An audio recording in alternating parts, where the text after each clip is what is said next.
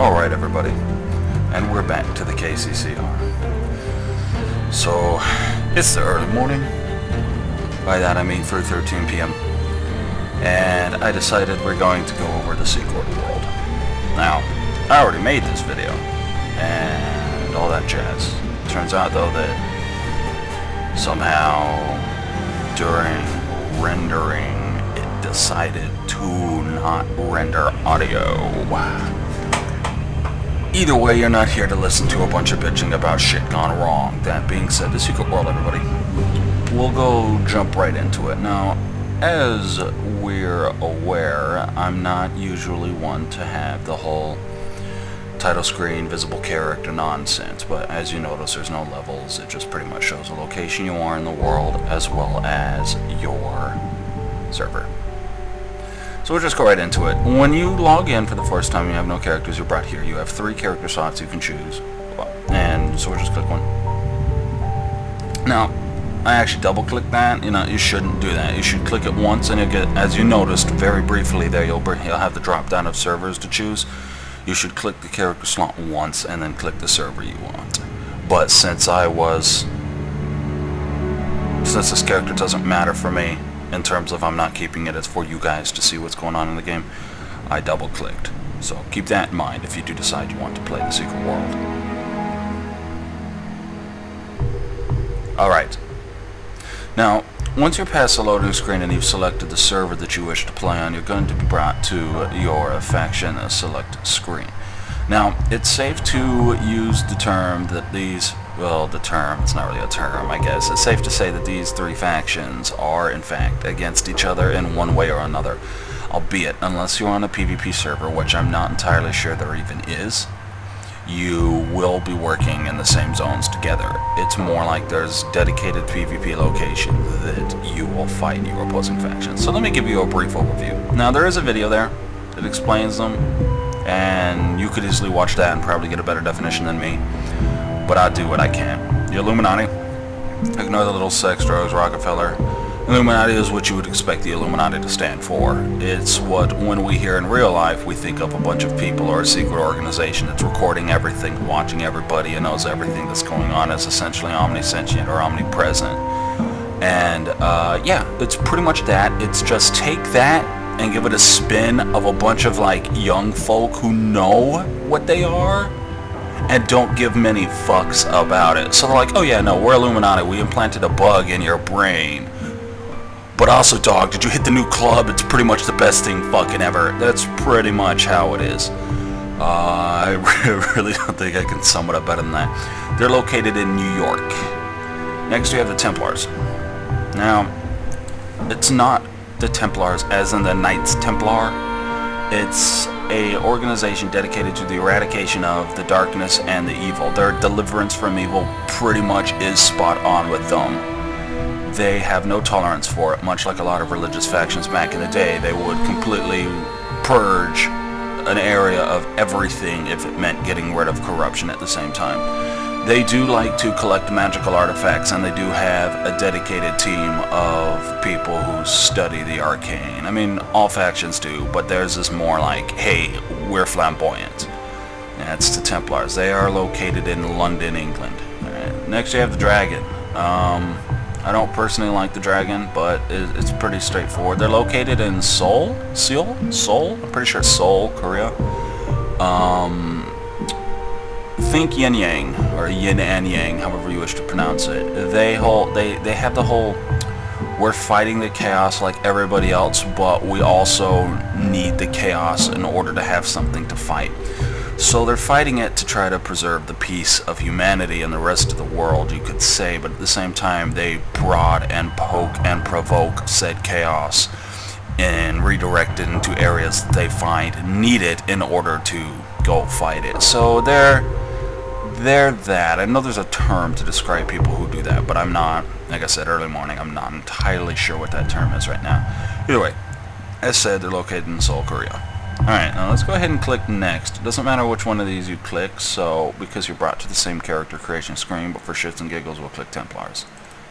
Alright. Now, What I'll do right here is, before I start showing you the character options, is explain. When you're brought to the screen, the background's slightly different. For New York, you have like a street with a cop car, and this is obviously London. I guess the fucking Dragons probably have some shitty, rundown shantytown looking crap, because that's pretty much what it looks like. Alright, that being said, head. You're brought here, and you have a few head options. You have 12 maximum. But your head options pretty much determine the shape of your head. There's not much more to it, it's pretty straightforward. I'm gonna go back real quick and click Illuminati, because London's music is actually pretty loud. So, like I said, you have 12 heads. Each head has a different skin tone that you are allowed to select. Why? I don't know, but it is in and of itself sensible for what they have going on. The Secret World is based on real-life locations with the theory that, oh man, post-apocalyptic, dystopian future type of shit, right? And so they want it to be real. Obviously, if you have a straight-up Asian-looking guy, let's see here, I don't, or girl, I guess this is a girl. Let me find something. I don't know. It's harder to see for the females. I guess that's Asian-y looking. Alright, you're not going to have a black guy or black super black skin, because Asians don't get black African skin unless they're mixed. And don't give me that, you're racist, because it's the fucking truth. Deal with it. I don't have time for that crap. Eyes. Eyes are pretty straightforward. You don't have a lot of selections. You got like 7 or 8, give or take, male and female. And a lot of people are like, there's a lot of Asian eyes. Yeah, that's true, but that's because, you know, it's a lot of people don't want to be a dark black guy, so they pick somebody with the lighter skin tones, and it just so happens that it was intended to be an Asian person. This doesn't look too much like Asian eyes to me. Either way, you have your eye colors here. You've got your I want to say that's brown, but it looks more hazel. I don't know, maybe it is just brown. You've got your red and blue. Not a whole lot of options for color, but enough. I mean, you've got your real eye tones. Since 90% of the world's brown, 8% is blue-eyed, and I don't know, green. There you go. Nose doesn't have a lot of options either. And these choices, nose, lips, and jaw, and eye shape, these are based on the head you choose. So, like, we'll do this. So very much so, you're gonna have different options.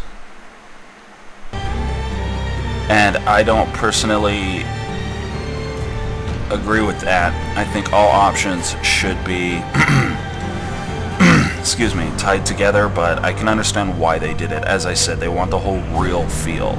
And real people in real life do have genetic traits and bone structures that are tied to a specific race. Okay? You just do. It is fact. Alright, let's move on over to here. Outfit. Then I'll show you some more. Outfit is where you can choose your starting clothes, some accessories. Not a whole lot to go on. There's not a lot. Let's go to coats real quick and get rid of this whatever that is. The females have better options. Like, this looks way the fuck better than anything the dudes can start with. But there's not a lot of good options, but the reason is they wanted you to feel like an average Joe. That's how you start as. You start as an average guy who gains some kind of power, or an average girl who gains some kind of a power. So you're not some ex-military fucker that for some reason, even though you're retired, is still wearing your fucking greens or whatever the hell they're called now. Or an ex-cop who insists on having every gun he's ever owned in his back pocket. You know, you're just an average Joe. Like every guy who gets up and goes to a fucking cubicle every day. Alright. Okay. So there's not a lot, but I'll show you some stuff in game. Alright. That being said, let's go over here. Hair and makeup. There's actually quite a bit of hair options that range from your typical whatevers to stuff that's used by like everybody ever. But there's a good amount of options of hair for you guys, so you shouldn't have too much trouble finding something you like. Some of them don't look right, some do, but as I said, all personal preference. Either way, we brought down to hair color, and it's all straightforward. Now, there's a barber shop in the game that when you log in and you go to said barber shop, apparently there's a character size slider. This is new, or I just missed it. I wasn't aware that existed, so that's a kudos.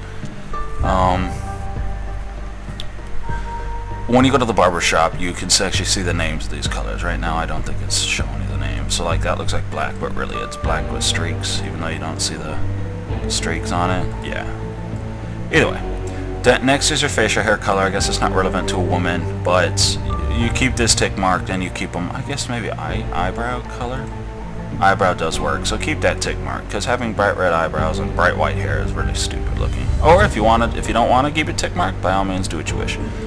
Eyebrows are straightforward. These are also tied to your head shape, but for the most part they're almost all similar. Not a whole lot of options, but enough to make sense. A lot of them are nice looking too. And then you've got your makeup. You've also got a lot of stuff here that you can use that I believe these are all the same going between all characters. And maybe there's stuff that's slightly different. I don't remember that Egyptian makeup. I would have loved that on my dude, but instead I had that. Either way, it's pretty good stuff. It's pretty good stuff. And you can change the colors down here. So like you can have that, or fucking if you want that, you know, whatever. And you've got a random button you can just click. What about covers that? So what I'm going to do, guys, is I'm going to log in and show you some stuff in-game, because while I usually don't do this, it directly ties into your characters. So give me a minute. I want to know what's going on down here with this loading screen. What's this guy doing with the parrot? What the fuck? He's breaking the fourth wall, man. It's like, yo, what's going on up there, Keensman? Yeah, apparently he's from Skyrim.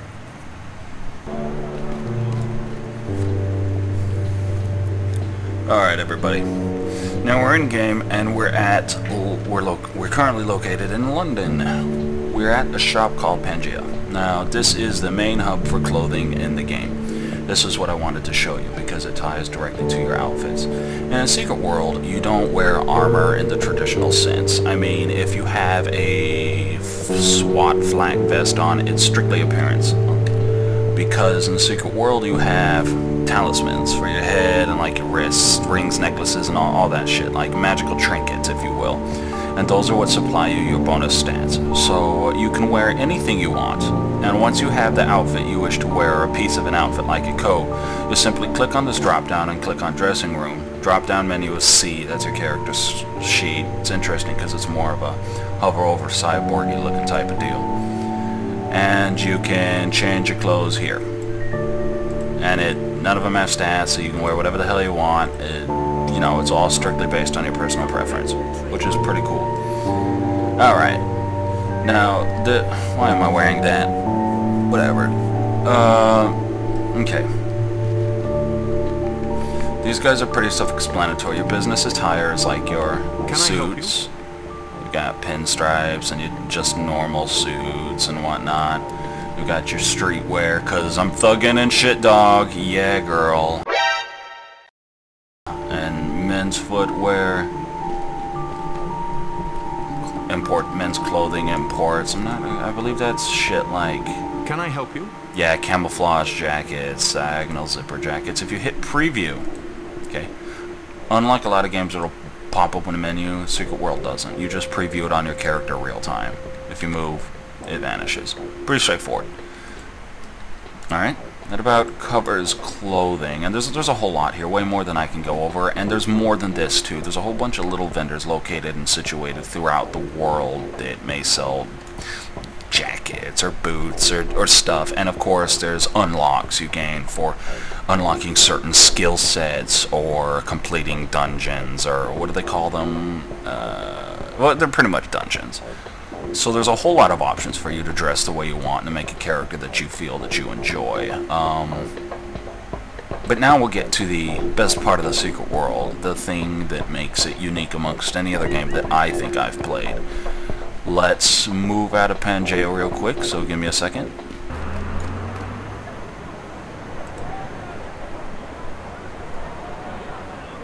Alright. Now we're underground here. We're going to go over some skills. I simply wanted to get down here so we're out of the way of everybody else running around in the shop. Alright, so if we hit K, we're brought to the skill menu like just about any other game, correct? Alright, let's try to explain this in the most simplistic way I can. First I'll hit K. if you look down here, I have a experience bar.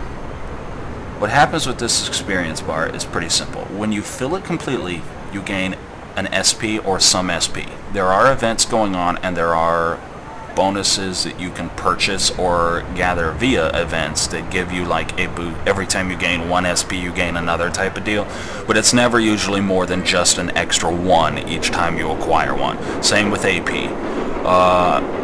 Every little tick mark, you see these little yellow tick marks? Every time you pass one of those, you gain AP. So you gain a lot more AP than you do SP. That being said, we'll go back.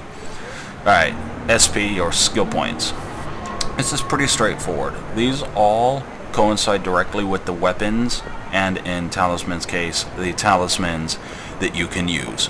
The higher you have a skill, the higher the rank, the weapons you can use, but also it helps and it increases the hit rate of said weapons. It's not just, oh, you have 10 of this so you can use the weapons. No. If you have 10, you can use them, also your hits better. I believe that if I have skill rank 8, I can actually use rank 9 items because rank 0 counts as rank 1. I may be wrong. It very well may just be I can use rank 8, but I'm pretty sure I can use rank 9. The easiest way of checking is actually me going to... What is that? No, I guess QL8. They call it quality level, but really it's just rank. So I guess I was wrong. It is, in fact, the rank required to use it. It's pretty straightforward to raise these. Every point you put into them, the new amount that it requires, for example, the rank it is, requires that many points put in. So say I want to get rank 7 of assault rifle, I actually need to spend 7 points on this. 6 plus the new one. So rank 1, for example, is 1 point. Rank 2 is 3 points, then 4 points, then 5 points, then 6 points. I may be wrong, and it may just be the required, but I'm pretty sure it is the required you need. So 1, then 2, then 3, then 4. It goes up like that. So it's pretty straightforward. Talismans are your defensive items, so it's vitally important that you do take the time to increase these. I suggest you keep them increased fairly early on. You try to keep them even too, because if you don't, you're going to be able to use better weapons, sure, but you're going to die fast. Secret World is no joke, and it's not holding your hand. Trust me on that. Otherwise, the weapons are really a preference. Obviously, if you want to use certain abilities, you need a certain weapon, but generally it's all preference, and I implore you to find your own interest, and that's pretty much why this stuff's fun. Now, the reason these are more important is down here. Your skill wheel. The SP part in and of itself is pretty straightforward. This is a little more complex, and it's the most enjoyable part of the Secret World, outside of the fact the game's just beautiful. Okay, these are all your weapons and all the skills tied to the weapons. You have the inner circle, which are your tier 1s. You have to learn these to get to the outer circle, and then you have your outer circle, which are your tier 2s, and the last tier of skills, next to auxiliary, but I'll get to those in a second. Alright, so these are where you choose. Let's say you want some hammers. You just click on, you can hover over and see what SP is what, but if you click on it, you're brought over here, and you can see the skills, their definition, what they can do. And you can do this with anything. You can even do it with skills you can't even contemplate learning yet, like shotgun. I have no way of getting one. In order to get to the outer skill, you have to maximize the inner circle of a weapon type. For example, assault rifles for me. I maximized and learned everything on the inner circle, so now I can learn from the outer circle. Now, it's very easy, and like I said, you're getting a lot of AP, but see, it's very easy to just take that AP and throw it somewhere because you're like, man, I want to try this. Before you do that, I implore you to go to your faction's capital. In your faction's capital, your headquarters, you have a training room. When you're in that training room and you spend AP on skills, you can refund that AP for free. There is no respec in the Secret World. I don't even believe there is one located within the cash shop, which means once you spend AP and SP, that is it. There's not more than that. You are stuck with that choice. For example, look at my assault rifle tree here. I thought I would enjoy this. Turns out I don't. Well, I'm stuck out of like 20 fucking almost 30 AP. Okay? So you got to be careful. But as I said, you put it in. You can put them anywhere. Say you have 10 AP, you can put it anywhere you want, and then you can respec it right there. Right there, you'll have a refund button located right here, as long as you're in the training room. But if you spend the AP in it and you leave the training room without refunding, that AP is considered as permanently spent there. So that's a thing, but it's easy to get around that. Just take the time to go to your capital and you're good to go. It's worth doing if you want to test certain stuff. They have a bunch of weapons in there, all QL0, but it's a testing room, so you can go and you don't have to worry about taking certain weapons with you. Yeah, outside of that, some trees are meant for certain things and some aren't. You can hover over. Maybe you actually can't. No, it doesn't. Well, okay. Let's click back. Alright, some weapons are like support and damage. All weapons have the ability to do damage. Sure, some are tanky, some are healy-y, but understand, there's no triad and there's no class. Classes are only determined on what type of character you decide to build. If you want to make a tank, you can, but it's not really a tank. It's just somebody that manages to hold aggro for one reason or another. You do have these miscellaneous trees, which are like, this one has a bunch of provokes and stuff like that. This one has confuses, which are de-provokes, you drop hate, and de-taunts, I guess. And this has got some heals and some like redirect taunt type things. Alright. Blood, for example, has a dedicated healing tree and a dedicated DPS tree, but there's a lot of mechanics here that I can't go into because there's just so much, and I feel like I would spoil it all. For example, Blood's mechanic is you can spend your points that your weapon points. Let me show you here what I'm talking about. When you have a weapon equipped, what the hell, game? Well, it's not showing it for some reason. They just updated the secret world, so my client's like, "What?" Usually you have weapon modifiers right here. Let's see it. There we go. There we go. Notice I have this. These are the points I have in a certain weapon type. Blade in this case. If you have a tome on for blood and use ability, you'll gain 5 points of blood. Those are required to use skills. But in Blood's case, if you don't use... How do I put my weapon up? I don't know. If you don't use a point, Blood will use your health and supply the attack with that, and you'll gain a debuff that gives you dot damage but enhances the damage of blood abilities.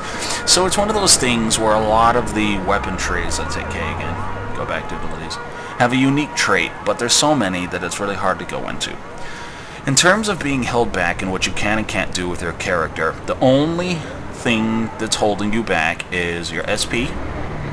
Obviously, because if you're fighting higher tiered monsters and you only have like rank 2 in a weapon, then you might not even be able to hurt them at all, and they'll be able to raffle stomp you. Is your SP, and these down here. You can have 14 abilities equipped at any time, 7 active, 7 passive, ignoring the auxiliary slots, which bump it to 8, which bump it to 16. But the auxiliary slots are their own weapons, and they have their own abilities, and they're located over here. These are harder to learn. They require, like, for example, like, look at that.